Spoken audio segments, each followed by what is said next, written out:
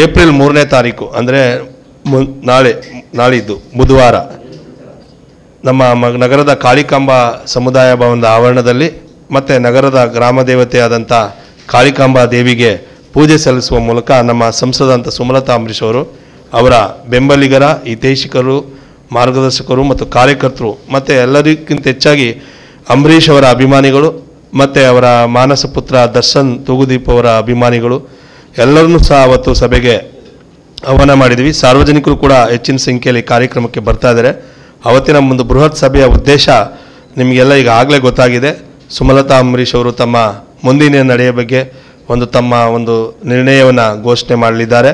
ಅದರ ಜೊತೆಗೆ ಅವತ್ತಿನ ಕಾರ್ಯಕ್ರಮದಲ್ಲಿ ಸಂಸದರಾದಂಥ ಸುಮಲತಾ ಅಂಬರೀಶ್ ಅವರು ಮತ್ತು ಚಾಲೆಂಜಿಂಗ್ ಸ್ಟಾರ್ ದರ್ಶನ್ ರವರು, ಭಾಳ ಮುಖ್ಯವಾಗಿ ಅವರ ಪುತ್ರ ಅಭಿಷೇಕ್ ಅಂಬರೀಶ್ ಅವರು, ಇನ್ನೂ ಮುಖ್ಯವಾಗಿ ಇಲ್ಲಿ ಜಿಲ್ಲೆಯ ಎಲ್ಲ ಮುಖಂಡರುಗಳು, ಅವರ ಆಪ್ತರು ಮುಖಂಡರುಗಳು ಎಲ್ಲರೂ ಕೂಡ ಭಾಗವಹಿಸ್ತಾ ಇದ್ದಾರೆ. ಹೆಸರು ಹೇಳ್ತಾ ಹೋದರೆ ತುಂಬ ಉದ್ದದ ಪಟ್ಟಿ ಇದೆ. ಹಾಗಾಗಿ ಜಿಲ್ಲೆಯಾದ್ಯಂತ ಇರತಕ್ಕಂಥ ಅಂಬರೀಶ್ ಅವರ ಕುಟುಂಬದ ಆಪ್ತರು, ಬೆಂಬಲಿಗರು, ಹಿತೈಷಿಗಳು, ಕಾರ್ಯಕರ್ತರು ಹೆಚ್ಚಿನ ಸಂಖ್ಯೆಯಲ್ಲಿ ಆಗಮಿಸ್ತಾ ಇದ್ದಾರೆ. ದಯಮಾಡಿ ಅವತ್ತು 2 ಕಾರ್ಯಕ್ರಮ ಇದೆ. ಒಂದು ಸಭೆಗೆ ತಾಯಿ ಕಾಳಿಕಾ ಮಾತೆಗೆ ಪೂಜೆ ಸಲ್ಲಿಸುವ ಮೂಲಕ ನಮ್ಮ ಸಂಸದರು ಚಾಲನೆ ನೀಡ್ತಾರೆ. ಮತ್ತು 5 ವರ್ಷಗಳ ಕಾಲ ಈಗಾಗಲೇ ನಮ್ಮ ಜಯರಾಮನವ್ರಿಗೂ ಗೊತ್ತು, ನಮ್ಮ ಮಂಜು ಅವರಿಗೆ, ನಮ್ಮ ಚೌಡಪ್ಪರಿಗೆ, ನಾಗೇಂದ್ರ ಅವರೆಲ್ಲ ನಾವೆಲ್ಲ ಮಾತನಾಡಿದಾಗೆ ಇವತ್ತೇನು ಅವರು ಜಿಲ್ಲೆಯಾದ್ಯಂತ ಮತ್ತು ಲೋಕಸಭಾ ಕ್ಷೇತ್ರ ವ್ಯಾಪ್ತಿನಲ್ಲಿ ಸಂಸದರಾದಂಥ ಸುಮಲತಾ ಅಂಬರೀಶ್ ಅವರ 5 ವರ್ಷದ ಅವಧಿಯಲ್ಲಿ ಏನೆಲ್ಲ ಪ್ರಮುಖ ಕಾರ್ಯಕ್ರಮಗಳಾಗಿವೆ, ಅಭಿವೃದ್ಧಿ ಕಾಮಗಾರಿಗಳಾಗಿವೆ, ಏನೆಲ್ಲ ಅನುದಾನ ಬಂದಿದೆ ಅಂತೇಳಿ ಒಂದು ಸಾಕ್ಷ್ಯ ಚಿತ್ರವನ್ನು ಕೂಡ ಮಾಡಿದ್ದೀವಿ.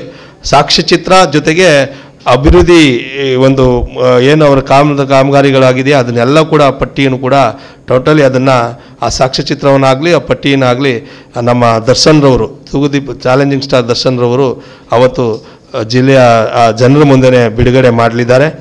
ಈ 2 ಕಾರ್ಯಕ್ರಮಗಳು, ಒಂದು ಸಭೆಯಲ್ಲಿ ಸಂಸದರು ಅವರ ನಿರ್ಣಯವನ್ನು ಮುಂದಿನ ಏನು ಅವರ ಬೆಂಬಲಿಗರ ಅಭಿಪ್ರಾಯದಂತೆ ಒಳ್ಳೆಯ ತೀರ್ಮಾನವನ್ನು ಏನು ಘೋಷಣೆ ಮಾಡ್ತಾರೆ. ಈಗಲೂ ಕೂಡ ನಾವು ಅವರ 100% ಅವರು ಸ್ಪರ್ಧೆ ಮಾಡ್ತಾರೆ ಅಂತಕ್ಕಂಥ ನಿರೀಕ್ಷೆಯಲ್ಲೇ ನಾವೆಲ್ಲ ಕೂಡ ಎಲ್ಲ ಸಿದ್ಧತೆಯನ್ನು ಮಾಡ್ಕೊಂಡಿದ್ದೀವಿ. ಹಾಗಾಗಿ ಅವರು ಅದಕ್ಕೆ ಪೂರಕವಾದ ತೀರ್ಮಾನ ತೆಗೆದುಕೊಳ್ತಾರೆ ಅನ್ನುವ ಆತ್ಮವಿಶ್ವಾಸದಿಂದ ಅವರು ಅವತ್ತಿನ ಸಭೆಗೆ ಹೆಚ್ಚಿನ ಸಂಖ್ಯೆಯಲ್ಲಿ, ನೀವು ಆಗಲೇ ನೋಡಿರ್ಬೋದು, ಮೊನ್ನೆ ಬೆಂಗಳೂರಿನಲ್ಲಿ ನಡೆದಂಥ ಬೆಂಬಲಿಗರ ಸಭೆಯನ್ನು ನೋಡಿರ್ಬೋದು.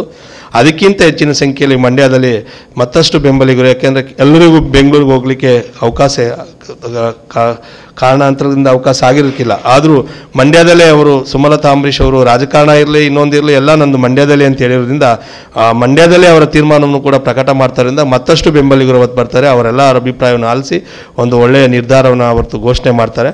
ಈ 2 ಕಾರ್ಯಕ್ರಮಗಳು ಇರೋದ್ರಿಂದ ತಾವು ಹೆಚ್ಚಿನ ಸಂಖ್ಯೆಯಲ್ಲಿ ಜನರಿಗೆ ತಿಳುವಳಿಕೆಗೆ ಆಗಲಿ ಅಂತೇಳಿ, ತಮ್ಮ ಮೂಲಕ ಪ್ರಚುರ ಆಗಲಿ ಅಂತೇಳಿ ಇವತ್ತು ತುರ್ತು ಪತ್ರಿಕಾಗೋಷ್ಠಿ ಮೂಲಕ ತಿಳಿಸ್ತಾ ಇದ್ದೀವಿ.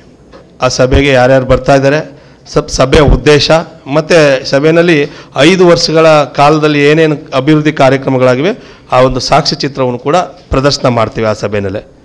3 ಗಂಟೆ ಅಂದರೆ 3:15 ಬರ್ತೀರಿ. ನಮ್ಮ ಯೂಟ್ಯೂಬ್ ಚಾನೆಲ್ನ ಸಬ್ಸ್ಕ್ರೈಬ್ ಆಗಿ, ಲೈಕ್ ಮಾಡಿ, ಪಕ್ಕದಲ್ಲಿ ಕಾಣಿಸೋ ಬೆಲ್ ಐಕನ್ನ ಕ್ಲಿಕ್ ಮಾಡಿ.